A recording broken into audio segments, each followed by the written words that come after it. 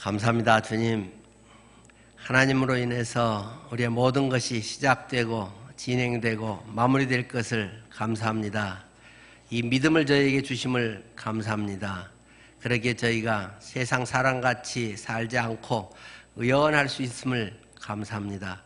예수 믿는 것이 얼마나 큰 복인지, 얼마나 큰 은혜인지를 깨닫고 말씀 안에 기도 가운데 생생히 체험하는 날마다 저희의 삶이 되기 원합니다. 이 몸을 주님께 드립니다. 하나님, 저희를 받으셔서 주님 참 저희를 통해서 하실 수 있는 최고의 일들을 마음대로 쓰시고 주님 뜻대로 하옵소서. 예수님 이름으로 기도드립니다. 아멘. 오늘 떡으로만 살 것이 아니요 하는 제목의 말씀으로 전하려고 합니다. 몇 달 전에 비슷한 말씀을 한 적이 있는데 1년의 절반은 이 말씀을 해야 되는 거 아닌가 그런 생각이 들 정도로 요즘의 세태가 완전히 이러한 문제가 절박하게 우리를 사로잡고 있는 문제라는 것을 갈수록 많이 깨닫게 됩니다. 마태복음 4장 1절에서 4절 말씀을 제가 읽겠습니다. 마태복음 4장 1절. 그때 예수께서 성령에게 이끌려 마귀에게 시험을 받으러 광야로 가사 40일을 밤낮으로 금식하신 후에 줄이신지라. 시험하는 자가 예수께 나와서 이르되 내가 만일 하나님의 아들이거든 명하여 이 돌들로 떡덩이가 되게 하라. 예수께서 대답하여 이르시되 기록되었으되 사람이 떡으로만 살 것이 아니요 하나님의 입으로부터 나오는 모든 말씀으로 살 것이라 하였느니라 하시니. 아멘. 예수님을 향한 유혹 첫 번째. 전에도 말씀을 드렸고 전에는 이 세 가지 유혹에 대해서 했습니다만 할 말이 너무 많아서 오늘은 한 개만 하려고 합니다. 마태복음에 이 유혹이 있고 또 어디에도 유혹이 기록되어 있죠. 누가복음에 기록되어 있잖아요. 그런데 마태복음의 기록과 누가복음은 두 번째, 세 번째가 서로 바뀌어 있다 하는 말씀을 드렸던 거 기억하실 줄 압니다. 그러나 첫 번째 거는 양쪽에 다 이 돌멩이로 떡을 만들어서 먹게 해라. 니도 지금 얼마나 배가 고프냐. 40일 금식 기도 후에 가장 현실적인 절박함, 가장 원초적인 필요, 우리의 현실의 사회에서 가장 중요한 이 문제를 해결해라 하는 것이 첫 번째 유혹이라고 하는 것입니다. 이것은 당연한 우리의 삶의 현실이지만 가장 큰 유혹이라고 하는 사실을 인식해야 그러한 문제에 우리가 빠지고 그러한 것에서 헤어나지 못하는 그러한 일이 일어나지 않는다는 것입니다. 돈 문제, 그 무엇보다도 절박한 것이고 돈 잘 버는 사람이 성공하는 사람이고 성공한 인생이 되고 그런 사람들이 각광받는 것이 요즘 이 세태라고 하는 것을 성경은 2000년 전 그리고 지금도 너무나도 도도하게 설파하고 있는 내용이라는 것입니다. 요즘 세태 우리가 점점 더 그런 것을 실감하지 않습니까? 아이들의 장차 소망, 모델래 하는 것 중에 생각지 않았던 IT 시대에 유튜버가 되고 싶어요. 유튜버라고 하는 것이 나옵니다. 그래서 뭐 언론도 부추기고 있지만은 유치원생들이 몇 억을 버는 이러한 사례들이 실제로 일어나고 있는 그런 현실입니다. 부모도 편성을 해서 어떻게 하면 또 이거 홍보가 잘 될까, 뭐 좀 더 좋은 장비로 할까, 또 부모도 적극 지원을 해서 나는 누구 엄마예요 하고 또 뭐 방송에 나와서 그런 것들을 더 자꾸 홍보도 하고, 초등학생들도 어려서부터 나는 연예인이 될래요, 나는 아이돌 가수가 될래요 해서 일찍 그런 기획사들을 찾아다니기도 하고, 그런데 텔레비 나오는 것에 너무너무 좋아요. 텔레비전에 내가 나왔으면. 저희가 했던 옛날에 그런 구닥다리, 근데 조금 더 세련된 모습으로 요즘도 텔레비에 나오고 싶어서 그냥 목을 메고 있는 그러한 추세.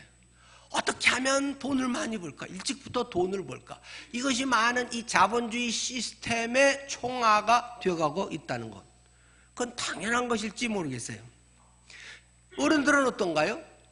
일자리 창출 많이 하고 속 편하게 먹고 살게 월급 많고 복지 잘해주는 그런 대통령이 최고라고 생각하지 않습니까? 물론 우리나라는 좀 안보라고 하는 특별 상황이 있습니다만은 어쨌든 내가 잘 먹고 잘 살기 위해서 수단이 안보가 되기도 하는 것이고, 어쨌든 내가 편안히 잘 먹고 잘 사는 것이 우리들의 원초적 본능으로 도사리고 있는 문제고, 그 자체를 부인하지 않는다. 성경은 그걸 나쁘다고 하지는 않는다. 그러나 그것이 초점이 되고 있는 것을 성경은 질타하고 있다는 것입니다. 만몬 숭배 사상, 우상화되고 있는 이 돈에 정신 팔리고 사는 이런 세상에 대해서 성경은 이것을 아주 적나라하게 치열하게 계속적으로 책망하고 있는 것입니다. 하나님이냐 돈이냐 둘 중에 하나 선택해라. 성경 분명히 예수님은 그렇게 이야기할 정도로 명확하게 어떤 부분에서는 우리에게 이야기를 하고 있습니다. 삶의 목적도, 우리의 취업도, 자녀에 대한 기대치도, 월급 많이 주고 편안히 일자리에서 잘 먹고 안정되게 잘 사는 것, 이것이 대부분의 부모들의 자녀 교육관이고 자녀들에 대한 희망이라는 것입니다. 요즘 많은 기준이 돈 되는 것과 돈 안 되는 것, 이런 기준으로 많은 사람이 살아간다는 것입니다. 어떤 문제가 있습니다. 자, 그것에 있어서 왜 못합니까 하면 여러 가지 아마 이유가 나올 것입니다. 아니, 나는 바빠서요, 나는 몸이 안 좋아서요, 나는 누가 집에 찾아와서요, 많은 경우가 있습니다. 그러면 그 경우 되면 항상 못할까요? 그렇진 분명히 아닐 것입니다. 화장실 청소를 한다고 생각해 봅시다. 아, 나는 그 시간에 나는 다른 일이 있어서 못 가요. 그러면 화장실 청소는 집사님 딱 떼어놓을 테니까 아무 때나 시간 나서 와세요. 뭐 그러면 하면 되겠죠. 근데 그건 썩 좋은 방법이 아니죠. 1시간 화장실 청소하는데 100만 원을 교회에서 드립니다. 야, 그럼 꿀알바가 어딨냐, 막 서로 하겠다고 하지 않을까요? 식사당번 합니다. 식사당번 끝나면 식사당번 멤버들은 함께 100만 원씩을 드리고 저장은 500만 원을 드리겠습니다. 그럼 식사당번만 할 날이 기다려지지 않을까요? 차이는 무엇일까요? 돈이 되느냐 돈이 되지 않느냐가 요즘 우리 가치관에 무시할 수 없는, 우리를 사로잡고 있는 것은 아주 극단적으로, 뭐 다 사람이 그러지는 않겠지만은 대부분의 우리의 가치관이 한 10,000원 준다 그러면 에이, 갈까 말까. 10만 원 준다 면 가볼까. 100만 원 준다 뭐 가야지. 똑같은 상황인데, 똑같이 바쁜데 출근하기 전에 새벽에 와서라도 아마 하고 갈지 않을까요? 가장 현실적인 이야기를 한 것이고, 여러분 직장에서도 여러분에게 요구하는 것에서 내가 월급 요만큼 받고 이런 일까지 해야 돼? 하는 사람들의 불평이 많습니다. 그럼 월급을 10배를 주면 해도 되고, 월급이 적으면, 물론 이제 자본주의 사회에서나 어떤 일과 시간과 노동력의 그 가치, 질적인 것과 양적인 것은 비례하는 것은 또 맞습니다만은, 적어도 우리가 하나님의 일을 하는 데 있어서도 동일한 적용을 한다면 그거는 고민해 봐야 될 문제다 하는 말을 하려는 것입니다. 하나님의 일을 하면서 하나님을 사랑하고 영혼을 구원하고 영혼을 섬기는 일을 하면서도 동일한 세속적인 가치관에 그런 기준으로 한다면 그건 진지하게 고민해 봐야 될 문제가 아닌가 생각이 많이 듭니다. 정의도 사라지고, 이건 국제사회에서도 어쨌든 돈 되는 거, 무역이 이게 뭐 많이 되고 우리나라에 뭐 관세에 어떻고 뭔가 이익이 많이 되는 것이라고 하면 윤리, 도덕, 뭐 가치, 동맹 이런 것들도 그냥 한순간에 날아가 버리는, 어제 저기 오늘의 우방이 되고 오늘의 우방이 얼마든지 적이 되어버리는 이러한 막 급박한 그런 현실 속에 많은 기준의 핵심은 돈이라는 것입니다. 하나님의 일을 하는데도 돈이라는 것입니다. 돈이 많은 데는 크게 지어서 막 해놓으면 사람들이 와 그게 크고 멋있네 뭐 하고 막 상품을 주고 뭐 전도대회 해서 막 10명 한 사람은 냉장고를 주고 막 20명 한 사람은 자동차를 주고 실제 그런 데가 있습니다. 수원의 어느 교회는 막 하루에 교회에 오면 하루에 참석하면 10,000원씩을 주니까 막 엄청 부흥했다는 거예요. 노숙자들이 엄청 몰렸다는 거예요. 그 목사님의 또 논리도 그럴 뜻은 하대요. 한 영혼이 천하보다 귀한데 한 영혼을 구하기 위해서 한 예배 때 10,000원씩 주는 것이 뭐가 문제냐. 아마 우리도 한번 찬반이 갈릴 수 있겠죠. 모든 것이 돈으로 봉사 10년 했습니다. 금 10돈 주는 교회 실제로 있습니다. 교회에서 어떤 뭐 교사 찬양대 10년 이렇게 하면 뭐 그 금 5돈 준 데도 있고 뭐 10돈 준 데도 있고 막 그래요. 자꾸 교회가 돈으로 물질로 이런 것들을 충량하면 나도 얼마간 했는데 왜 나는 안 줘? 이런 사람들이 또 불평 세력이 꼭 생기게 마련이에요. 우리 어떠면 믿음마저도 주님을 사랑하고 온몸을 바쳐서 주님이 날 위해 그렇게 위해서 하셨다는 것을 늘 이야기하면서도 우리의 많은 가치관 속에는 사람들이 알아지고 주어지고 자꾸 그런 것으로 평가 판단 받고 싶어하는 이러한 속성들을 갖기 쉽다는 것입니다. 예수님께서 4절 말씀하신 대로 예수께서 대답하여 이르시되 기록되었을 때 사람이 떡으로만 살 것이 아니요 하나님의 입으로부터 나오는 모든 말씀으로 살 것이라 하였느니라. 사람이 떡으로만 살 것이 아니요 하나님의 입으로부터 나오는 모든 말씀으로 살 것이라. 떡이라고 하는 전제가 굉장히 중요하다는 것을 주님은 말씀하시면서 그러나 잘 먹고 사는 게 목적이 아니다. 하나님의 말씀으로 살고 그것을 위한 기본 바탕, 토대, 생존을 위한 그러한 밥벌이, 돈 벌고 하는 것은 그것을 위한 밑거름을 위해서 그것을 지속적으로 잘 하기 위해서 꼭 필요한 것이고 결국 그렇게 잘 먹고 살고 그래서 어쨌다는 것이냐. 잘 먹고 잘 살다가 죽었다. 죽은 건 똑같은 것인데 잘 먹고 잘 살았는지 그거는 뭐 본인의 주관적인 그 삶에서의 내용인 것이고 자식을 그렇게 키워서 어쩌자는 것이냐. 그것이 크리스찬 가정이냐. 예수의 정신이냐 그것이. 하는 것을 진지하게 도전해야 한다는 것입니다. 하도 세상에 이 껍질이 두껍기 때문에 10번 20번 말해갖고 이게 되지 않는다는 것입니다. 웬만하면 듣고 흘려보내버린다는 것입니다. 아이 또 그런 소리였구나. 아이고 저 현실을 잘 모르니까 맨날 뭐 저런 소리는 하고 있지. 교만이 꽉 차가지고 영적인 자기의 스타일이 꽉 차가지고 하나님의 말씀이 들려오질 않습니다.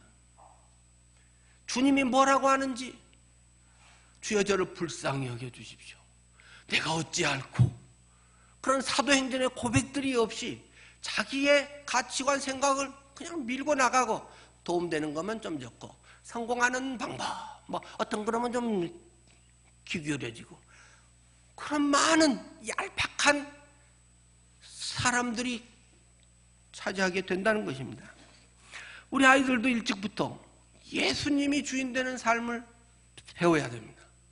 그것을 살아야 합니다. 자, 다니엘과 세 친구의 이야기를 많이 알고 있습니다.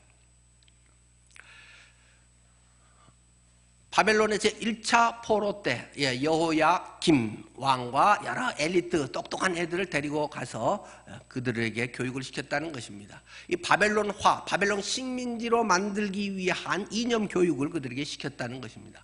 그들이 1장에서부터 바로 나오는 이야기가 처음에 가서 대접받고 잘 먹고 잘 살고 여기에서 성공했네라고 탁 생각하는 20대 청소년들이 갈등이 생겼다는 것입니다. 신앙은 갈등이 있어야 됩니다. 갈등 없는 죽은 신앙, 이건 결코 무조건 믿는 이런 신앙은 결코 바른 신앙으로 갈 수 없이 타락하게 되어 있습니다. 갈등을 해야 됩니다. 내가 이렇게 살아가는 게 맞나? 이게 내가 바로 사는 거야? 질문을 부단히 해야 됩니다. 살아있다는 증거입니다. 매일 먹고 사는 문제에서, 끼니 밥 먹는 거에서 그들의 갈등이 생겼다는 것입니다. 그리고 제안을 했다는 것이죠. 나는 이 고기 앞으로 못 먹겠습니다. 제게는 고기 주지 마십시오.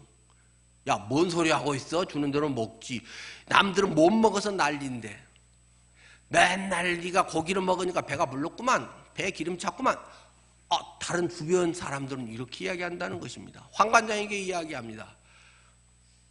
황관장에게 그러면 시험 한번 해보십시오. 우리 채소를 먹겠습니다 하면서 고기를 먹지 않고 채소를 먹고 어땠는가를 시험했다는 것입니다. 그런데 우리가 놓치면 안 되는 중요한 요소가 있다는 것입니다. 그것은 그들이 어려서부터 잡혀가기 전에 토라, 모세 오경 공부를 열심히 했다는 사실입니다.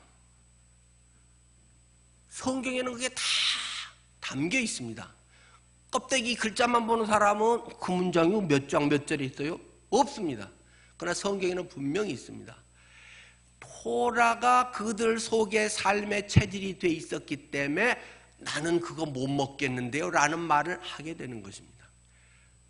레위기가 탁 걸렸다는 것입니다. 어느 날은 먹고 여기 와서 이렇게 잘 먹네, 막 삼겹살 구워 먹고 뭐 이렇게 제육볶음도 해주고, 뭐 2000년 전 그 시대에 막 이렇게 고기 엄청 잘 먹는 걸 얼마나 고마워하겠어요. 레위기가 딱 걸렸습니다. 이거 먹어도 되는 거야? 남들 다 먹는 건데, 관행인데, 이게 사회생활을 하면 다 이렇게 하는 거라는데, 그런데 하나님의 말씀은 먹으면 안 되는 거다. 그거는 분명히 말한다는 것입니다. 삼겹살 맛있지, 나도 알아. 점검해봐. 쪽발이야? 쪽발 맞는데요? 족발 나 좋아하는데요? 그래? 되새김질하는 거야? 되새김질은 아는데요? 먹으면 안 되는 음식이야. 먹어서는 되는 음식과 안 되는 음식을 레위기를 통해서 하나님의 말씀이 개념이 아니라 올바로 살아야지, 주님 영광 돌려야지가 아니라 먹고 사는 매일의 식생활, 매일에서 이건 돼지고기 먹지 마, 소고기는 먹어도 돼, 양고기 먹어도 돼, 노루고기 먹지 마, 이게 딱 있다는 것입니다. 하나님의 법의 말씀을 모르면 고민도 안 합니다. 말씀을 알기 때문에 고민을 할 수 있는 것입니다. 아니네, 레위기에 위반되는 거네. 성경의 개념이 아니라 그것이 실제 먹고 사는 나의 일거수일투족 생활 반찬에 그것이 그대로 적용되면서 비로소 그것이 신앙이 된다는 것입니다. 또 하나는 대부분의 많은 경우는 신들에게 먼저 이렇게 제사를 드리고 음식을 그들에게 먹인 경우들이 많았습니다. 우리도 명절 때 또는 제사 때 그러잖아요. 막 열심히 해서 먼저 상 차려서 이렇게 제사 딱 지내고, 야 이제 제사 끝냈다, 야 다 모여라 먹자 해서 막 맛있게 나눠 먹잖아요. 먼저 예식은 짧지만 자기들이 믿는 신들에게 그거 차려놓고 기도하고 예배라고 고스레하해서 일부 쭉 던져 떼서 우리 추석 때 고스레하고 먼저 탁 조상님께 드리고 이제 우리 먹어도 돼 하면서 하듯이 먹는 것을, 나는 여호와 하나님을 믿는데 나에게는 여호와 하나님 한 분밖에 없는데 신에게 이것을 먼저 드리고는 그분이 이제 잡섰으니까 먹어도 되고, 나는 그 신을 그러면 같이 동조하는 거네? 이게 신앙에 걸렸다는 것입니다. 신앙에 걸림이 있어야 됩니다. 말씀을 알수록 찔림이 많아지는 것입니다. 그게 자기를 죽이는 거고 죄책감이 아니라 하나님의 거룩한 백성으로 살아갈 수 있도록 하나님의 말씀이 원하는 것을 내 속에서 하나하나 이루어가는 과정이라는 것입니다. 많은 사람들이 나는 예수 믿어, 나는 죽으면 천국 가, 주님이 죄 다 용서했어, 한 번 구원은 영원한 거야 하고 지멋대로 사는 것입니다. 예수님이 나의 주인이에요 말하지만 스케줄도 다, 기도도 별로 안 하고 짜고 자기 스케줄에 어긋나는 거면 난 미리 선약이 있어서 그날은 못 가요. 끝입니다. 그러면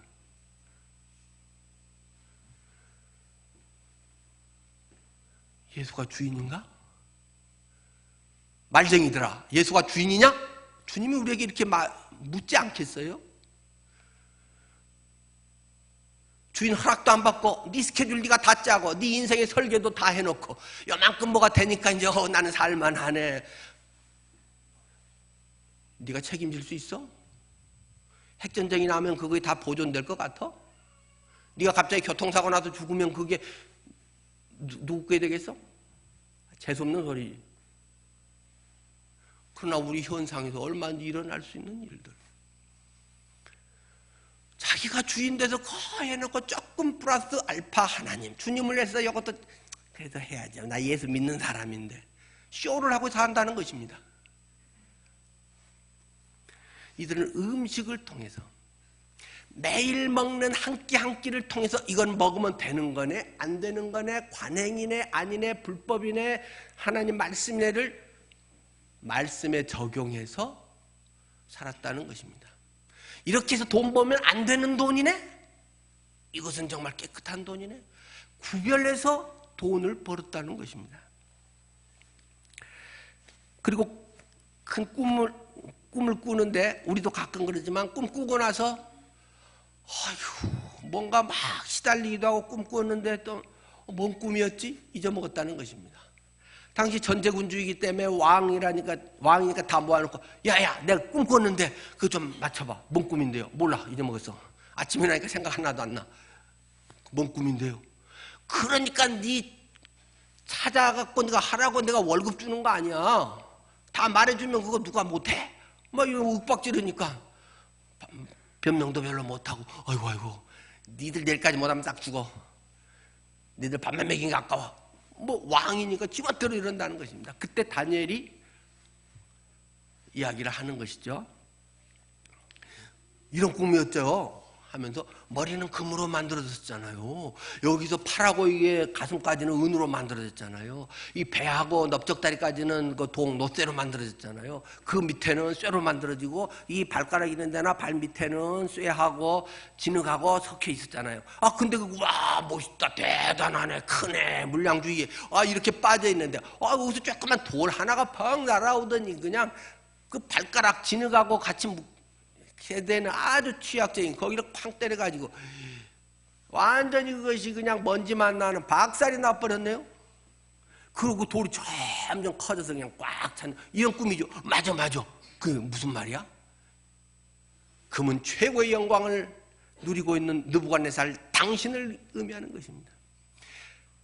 이단부터는 아직은 이루어지지 않았지만 그 이후로는 두 나라가 제국이 나타나서 금보다는 못하지만 은혜의 그런 제국 또 하나의 동해 제국 하면서 역사적으로 우리가 다시 재고를 해보면 바벨론 제국의 이후 메데와 파사 메디아와 페르시아 근데 역사에서도 메디아가 이렇게 처음에 했다가 페르시아가 나중에 강성해서 이제 통합이 되잖아요. 페르시아 제국으로 그 다음에 노쇠로 된 그런 허리 넓적 다리 부분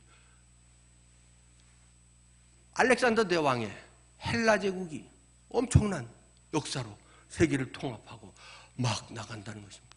그 이후에 더 강력한 쇠로 된 로마 제국의 로마 병거, 로마 투구 이런 강력한 로마 제국이 등장할 것을 다니엘은 바벨론 시대의 왕, 머리 시대 여기까지만 지금 현재형인데 당신은 그것에서부터 앞으로의 역사까지를 쫙 꿰서 이야기를 해줬다는 것입니다.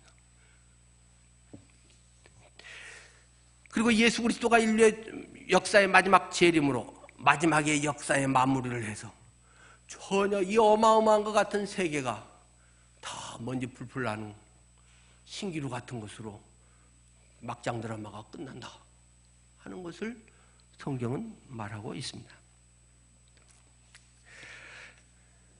이러한 것을 통해서 또 4장 내용도 하나 잠깐 떠 있죠. 큰 나무가 베어지는 그거는 이제 꿈 생각났고 해석을 하라고 하는 거잖아요.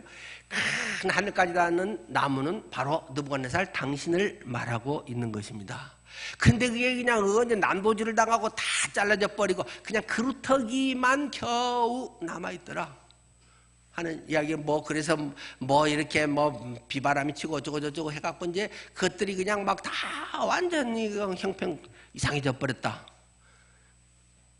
그 꿈요, 그 당신 이야기입니다.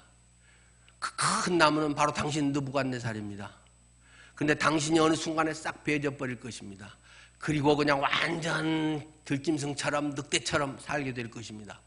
그런 이야기를, 그래서 쫓겨나가지고 그렇게 살다가 나중에야 이제 정신 차려가지고 이제 돌아올 것입니다. 그 이야기가 4장에 기록이 되어 있죠. 말씀 감사방에 아까 제가 올려놓은 그 사이트에 글들이 있습니다. 그럼 현대는 이제 아주 과학이 발달돼서 이게 정신의학자들이 그런 것을 잘 설명하네요. 그 병이 라이켄 테라피라고 하는 병이라네요.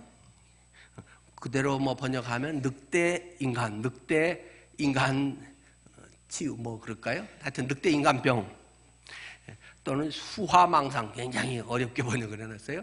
짐승 수자, 될 화자, 짐승이 되는 것으로 망상을 갖고 있다.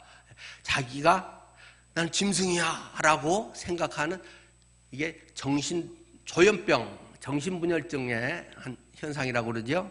그러니까 나는 늑대야, 때로는 심하면 나는 또 식물이야, 식물로 변신했어, 이렇게 믿는 이제 정신병이 실제 라이켄 테라피라고 하는 정신병이라고 합니다. 그러니까 느부갓네살이 그냥 어느 한순간에 핵 돌아가지고 정신병이 걸려가지고 나는 늑대야 하고 왕궁에 있지 않고 막 밤낮 쏘달아다니고 막 산에 다니고 네 발로 기어다니고 손톱은 막 길고 발톱 완전히 사람 꼴이 아닌 짐승 꼴이 되었더라. 그게 다니엘서 4장 33절 34절이잖아요. 바로 그때 일이 나 느부갓네살에게 응함으로 내가 사람에게 쫓겨나서 소처럼 풀을 뜯어먹으며 몸이 하늘이슬해졌고 머리털이 독수리털과 같이 자랐고 손톱은 새 발톱과 같이 되었더라. 근데 7년간의 이 기한이 참에 나 느부갓네살이 하늘을 우러러 보았더니 내 총명이 다시 내게로 돌아온지라. 이에 내가 지극히 높으신 이에게 감사하며 영생하시는 이를 찬양하고 경배하였나니 이 권세는 영원한 권세요 그 나라는 대대 이르리로다.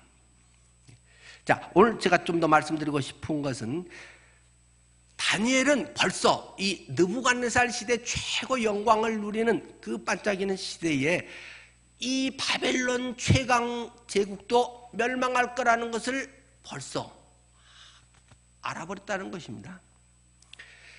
대제국 아수르도 무너뜨렸던, 영원히 멸망하지 않을 것 같던 대제국 바벨론도 멸망할 것이다. 그 다음에 나타난 페르시아도 멸망할 것이다. 그 다음에 로마 제국도 멸망할 것이다 하는 인류의 하나님의 섭리의 스케줄을 그가 꿈을 해몽하면서 알아버렸다는 것입니다. 하나님이 미리 그에게 알려준 거죠. 이를 통해서 전 세계가 하나님께 속해 있다. 이 세계를 움직이는 것은 돈이 아니다. 이 세계를 움직이는 것은 지금의 성공했다고 뭐하고 폼재고 그것을 든든히 의지하고 있는 그것이 아니다. 바벨론 같은 대제국이 영원무궁하게 있는 것이 아니라 어느 한 순간을 지나가는 과정이 있을 뿐이다. 내가 의지하고 추종하고 그렇게 갖고 싶고 열망하는 것들, 나의 자랑거리, 나의 우월감 한 방에 가는 것이다. 모든 것의 주관자는 하나님일 뿐이다. 하나님의 섭리가 앞으로 이렇게 돼서 결국 이 인간들의 모든 것은 멸망할 것이고 주님의 나라와 주님의 임재, 하나님의 통치가 이 세상에 편만할 것을 알았기 때문에 그는 왕의 비위를 마치기 위해서 아둥바둥 살지 않았다는 것입니다. 그 속에서도 때로는 모함 속에서도 때로는 잠깐만 죽은 척하면 되는데 문을 열고 예루살렘을 향해서 하루에 3번 기도를 하고 그렇게 해서 사자굴에 던져지면서도 비굴한 소리 하지 아니하고 그냥 던져지고 그런 가운데서도 오히려 하나님의 살아계심을 생생히 경험할 수 있는 놀라운 간증으로 남겼다는 것입니다. 마무리하겠습니다. 돈 때문에 여러분의 마음이 속상하고 불안하고 걱정이 됩니까? 당연한 것입니다. 그러나 그것보다 하나님을 향한 여러분의 시선과 주님을 향하는 믿음이 더 큽니까? 그렇다면 괜찮습니다. 나이 들면 건강이 최고야? 틀린 말은 아닙니다. 그 건강이 한 방에 갈 수 있습니다. 건강 관리는 잘 해야 되겠지만은 하나님이 생명의 주관자라는 사실을 확신합니까? 내가 지금 몇십억, 한 100억 놔뒀기 때문에 든든합니까? 하나님의 불면 순간에 날아가는 것이다.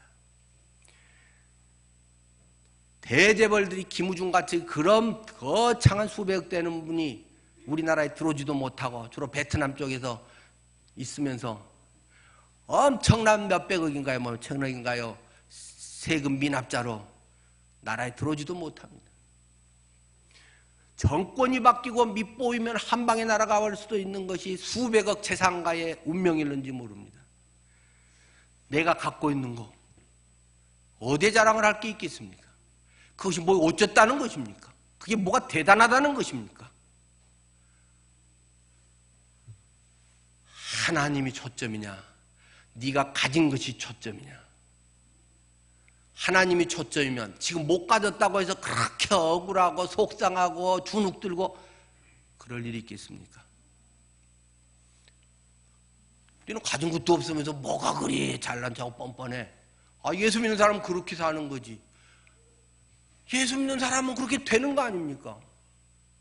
그게 예수 믿는 사람의 당연한 모습이지. 뭐가 있을 때는 와, 없을 때는 그건 세상 사람이고 예수 없는 사람이지. 예수는 돈보다 위대하신 분입니다. 건강보다 놀라우신 분입니다. 주님을 전능자라고 믿냐?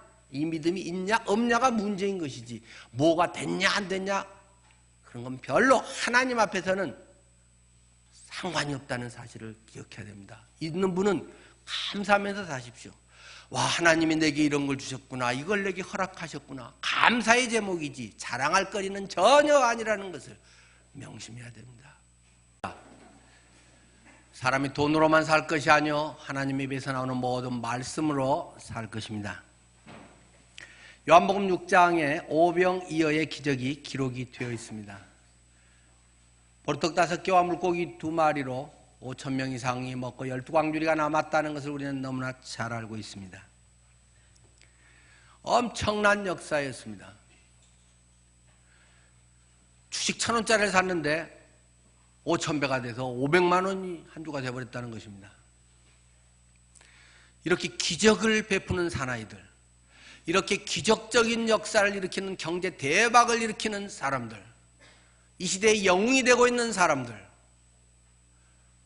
그들의 모습을 요한복음 6장은 우리에게 적나라하게 보여주고 있습니다. 결국 그렇게 먹고 나서 그들이 어쩌자고 했는 것인가? 요한복음 6장 15절은 그러므로 예수께서 그들이 와서 자기를 억지로 붙잡아 임금으로 삼으려는 줄 아시고 다시 혼자 산으로 떠나가시니라. 그 기적을 베풀고 하나님이 살아계십니다. 우리의 모든 먹는 문제, 우리의 생계와 우리의 모든 것의 주관자는 하나님이시네요 라고 하는 것을 믿고 나오는 게 당연할 것 같은데 육신의 본능의 인간들은 반대길로 갑니다. 계속 더 편히 먹고 살겠다는 것입니다. 계속 예수님 등쳐먹고 살겠다는 것입니다. 예수님 이용해 먹고 예수 이름 팔아서 살겠다는 것입니다. 예수님을 억지로 붙잡아 임금으로 삼으려고 했기 때문에 예수님이 빨리 도망쳐버렸다. 다시 혼자 산으로 떠나가셨다. 라는 것이 슬픈 성경의 기록 내용입니다. 저 양반만 경제 대통령 해놓으면 나는 한 달에 1,000만 원씩 연봉 팍팍 복지에서 다 나오고 하고 싶은 거 있으면 다 해주고 병원 공짜로 해주고 모든 거 마음대로 해서 노후 걱정 없이 마음대로 할 수 있어. 저 양반만 대통령 시켜놓으면 돼. 그것이 그들의 속셈이라는 것입니다. 많은 사람들은 눈에 보이는 것, 먹고 사는 것에 관심이 많고 예민합니다. 당연한 것이죠. 하루에 2끼, 3끼는 먹어야 하는 것이니까요. 그런데 보이는 것에는 집중하고 열심이고 혈안이 돼 있고 동그라미 하나가 더 붙었냐 덜 붙었냐 상여금을 몇백 프로를 더 주냐 안 주냐에 대해서는 아주 예민한데 영적인 양식에 대해서 영혼에 대해서 하나님의 것에 대해서는 별 관심이 없다라는 것을 성경은 우리에게 말하고 있는 것입니다. 영적인 것에 별 관심이 없이 그들이 결국 하는 것은 골치 아프다고 떠나버렸다라는 것입니다. 요한복음 6장 53절입니다. 예수께서 이르시되 내가 진실로 진실로 너희에게 이르노니 인자의 살을 먹지 아니하고 인자의 피를 마시지 아니하면 너희 속에 생명이 없느니라. 내 살을 먹고 내 피를 마시는 자는 영생을 가졌고 마지막 날에 내가 그를 다시 살리리니 내 살은 참된 양식이요 내 피는 참된 음료로다. 밥과 음료 여기에 대해서 그래 먹었지. 근데 진짜 양식이 뭔 줄 아니? 진짜 음료수가 뭔 줄 아니? 하면서 진짜 양식은 내 살덩어리야. 진짜 음료수는 내 피야. 예수님은 자신의 찢긴 몸과 보혈에 대한 것을 이야기하고 있습니다. 내 살을 먹고 내 피를 마시는 자는 내 안에 거하고 나도 그의 안에 거하나니 살아계신 아버지께서 나를 보내심에 내가 아버지로 말미암아 사는 것 같이 나를 먹는 그 사람도 나로 말미암아 살리라.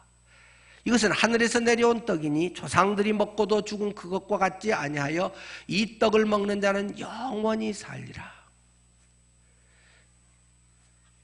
자, 우리 조상들은 만나를 먹었다. 메추라기를 먹었다.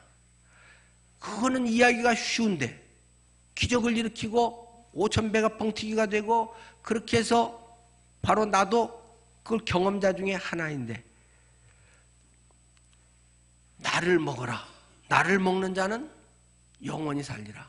지금 먹은 건 한 끼 자리야 2끼 건너뛸 수 있지만 나를 먹는 것은 영원한 문제이다 라고 진짜 중요한 이야기를 참된 양식과 참된 음료에 대해서 지금 설명을 하고 있다는 것입니다. 많은 사람들이 오늘 뭘 먹고 뭘 어떻게 할까는 굉장히 관심이 많은데 주님과의 관계의 부분, 주님이 나의 주인이고 주님과 함께 어떤 삶을 살아야 하고 주님의 말씀이 내게 어떤 영향이 있고 하는 것에는 별 관심이 없다는 것입니다. 그래서 60절에 제자 중 여럿이 듣고 말하되 여기서는 그냥 뜨내기 중 어쩌다가 한번 온 사람이 아니라 제자 중 제자라고 하고 교회 생활 오래 하고 직분 있는 그런 사람을 말하는 거죠. 제자 중에 그것도 한두 명이 아니고 대다수의 여럿이 듣고 말하는데 아이고 이 말씀은 어려워요. 이 말씀은 어렵도다. 누가 들을 수 있느냐. 그런 설교 좀 하지 말아요. 아유 편한 얘기 속 편하고 주님이 은혜와 복되게 하시고 이렇게 하면 주님이 우리를 잘 인도해 주셔서 뭐가 잘 되고 그런 것을 원한다는 것입니다. 누가요? 제자들이. 이 말씀은 어렵도다. 우리가 사람 잡아먹는 그런 존재야. 뭘 자기를 먹고 마시고 하라고 그래. 영적인 것과 연결돼서는 별로 깨닫지 못한다는 것입니다. 누가 들을 수 있어야? 누가 이거를 이해할 수 있으랴? 이게 진짜 뜻이 뭔지 오늘 하루 잘 살면 하나님 도와주셔서 감사합니다. 오늘 주님의 은혜로 살았어요. 주님 이거 채워주셨네요. 기도했더니 이루어졌네요. 그냥 요것에만 전부 그 급에서 살아간다는 것입니다. 그래서 예수께서 스스로 제자들이 이 말씀에 대하여 수군거리는 줄 아시고 이르시되 이 말이 너에게 걸림이 되느냐? 저는 이 설교를 부담 주기 위해서 설교를 하고 있는 것입니다. 사람들 듣기 편하라고 듣고 그냥 힘얻어서 오늘 말씀 붙들고 살아야지 오늘 말씀이 참 오늘 내게 위로가 돼요. 저는 지금 그러기 위해서 설교하고 있는 게 아니라는 것입니다. 이 말씀이 너희에게 걸림이 되느냐? 걸리라고 하는 말입니다. 사도행전의 2장에서의 성령 강림하고 베드로가 설교할 때 사람들이 우리가 어찌할꼬, 그들의 공통적인 고백은 우리가 어찌할꼬, 내 지금까지 이렇게 살아왔는데 헛살았네? 이 가치관이 아니네? 이렇게 살면 안 되는 거네? 내가 주님 앞에서 좀 잘못되어 있는 거네? 어찌할꼬 해야 되는데 난 잘 살고 있구나. 난 복받아서 계속 이렇게 살아야지. 바르지 않는데 거짓 선지자들이 계속 위안을 하고 부추긴단 말입니다. 잘못된 것은 빨리 찔러서 수술을 해야 되는데 그냥 지나가겠다는 것입니다. 저희 오늘 설교 의대대로 부담을 갖기를 바랍니다. 찔림이 있기를 바랍니다. 나를 위해서 저 말씀하시구나 하고 받아들일 수 있기를 바랍니다. 그러면 너희는 인자가 이전에 있던 곳으로 올라가는 것을 보면 어떻게 하겠느냐? 살리는 것은 영이니 육은 조금 도움되니라도 아니고 무익하니라. 내가 너희에게 이르는 말은 영이요 생명이라. 목사가 여기서 무슨 경제 강의를 하겠습니까?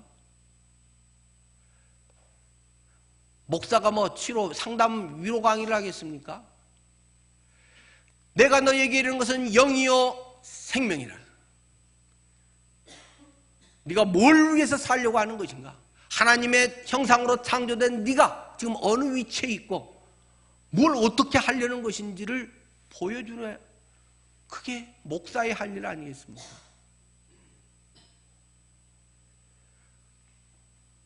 이렇게 설교를 했더니 부흥이 됩니까? 안 되죠. 예수님이 그렇게 설교해도 안 되는데 6장 66절입니다. 참 외우기도 쉽네요. 6장 66절. 그때부터 그의 제자 중에서, 안 믿는 사람이 아니라 그냥 따라다니는 제자 중에서 많은 사람이 떠나가고 많은 사람이 그냥 떠나갔다는 것입니다. 그러고 나서 좀 이따 회개하고 돌아왔는가? 아니, 다시 그와 함께 다니지 아니하더라.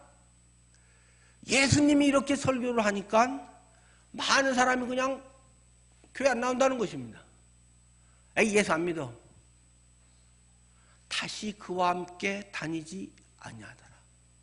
이게 예수님의 설교에 대한 반응입니다. 하물며 저 같은 사람이 설교하면 이보다 얼마나 더 많을까요? 아니면 시원찮게 하기 때문에 그대로 남아있을까요? 그래서 예수님께서 6장 67절입니다. 예수께서 이번엔 12제자에게 이르시되, 다 가버리고 이제 12명, 최측근이라고 하는 사람 12명만 남았는데, 우리 운영위원만 남았는지, 하여튼 사랑방 목자만 남았는지, 또는 신앙 별로 안 좋은 줄 알았는데 그냥 그 몇 사람이 남았는지는 알 수는 없겠지만 12제자에게 이르시되 너희도 가려느냐? 니도 같은 생각이야? 니도 그렇게 추구하고 살았어? 니도 갈래? 주님이 묻습니다. 참담한 예수님의 심정.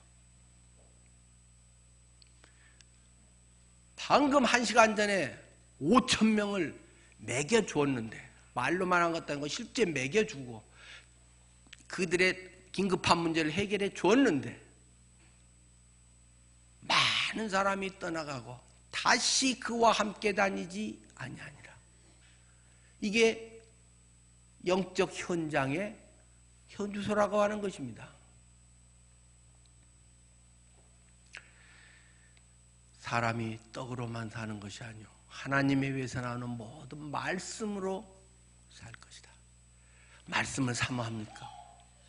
말씀이 없으면 허기가 집니까? 오늘 말씀을 안 읽었더니 힘이 없어. 영적 기쁨이 없어. 성령 충만함이 없어. 와, 내가 이렇게 한순간에 무기력해지다니. 이것이 막 느껴집니까?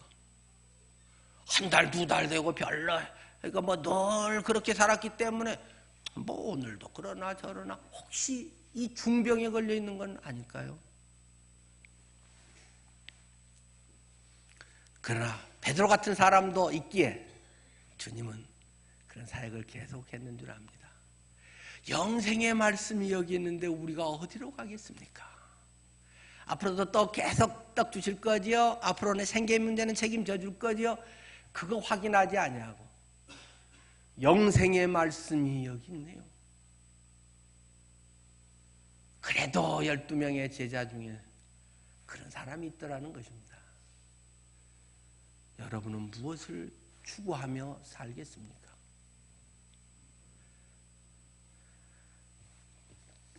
기도하겠습니다.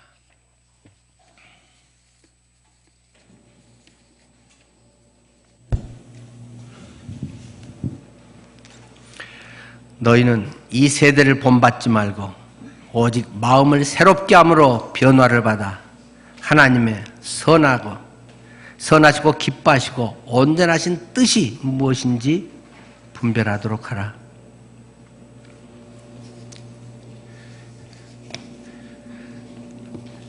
여러분은 각자가 주님 앞에 한번 점검해 볼 수 있는 시간이길 바랍니다.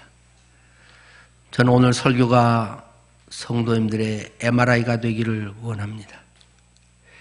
영적 상태를 적나라하게 하나님이 찍어주셔서 잘하였도다 착하고 충성된 종아, 이렇게 칭찬하실 수 있는 그런 성도님들이 되시기를 바랍니다.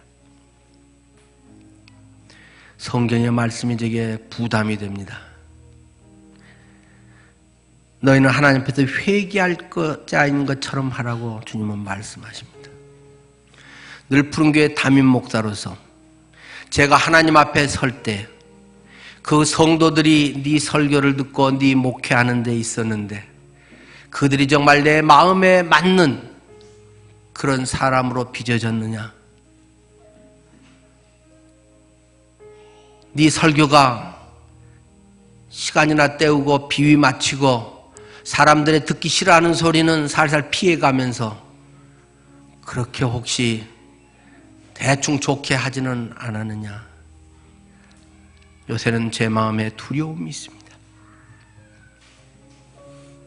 여러분은 여러분 각자의 영적 성장의 문제만 아니라 적어도 저는 담임 목사로서 하나님이 이곳에 맡겨주셨고 그것에 대한 회개, 계산 책임을 하나님 앞에서 져야 한다는 것이 저를 마음 무겁게 합니다. 이렇게 목회를 하다가 마무리 지어도 되는 것인가? 이렇게 5년, 10년 대충 하다가 은퇴하면 되는 것인가, 네가? 하나님은 제게 질문합니다.